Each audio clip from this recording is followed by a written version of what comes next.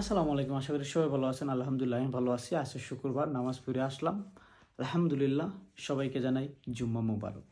এর পাশাপাশি আজকে দিনগত রাত্রে আজকে শবে বরাত। এটা আমাদের মুসলিম উম্মার জন্য অনেক বড় একটা পাওয়া। আলহামদুলিল্লাহ এই শবে বরাতের উসিলায় যত মুসলমান ভাই বোন যারা আছে, যত গুনাহ আছে আল্লাহ সবাইকে মাফ করে দাও, আমিন। এর পাশাপাশি আমার জন্য দোয়া করবেন, আমার ফ্যামিলির জন্য দোয়া করবেন, যেন আমার ফ্যামিলি নিয়ে সুন্দরভাবে থাকতে পারি, সবসময় হক পথে হালাল পথে ইনকাম করতে পারি, ভালো থাকতে পারি।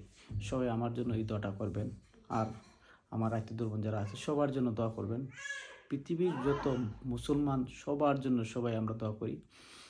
আর এর পাশাপাশি কী বলবো, যেহেতু আমি একজন প্রবাসী, সুযোগটা আমার হয় না শবে বরাতের নামাজটা পড়া দেশে।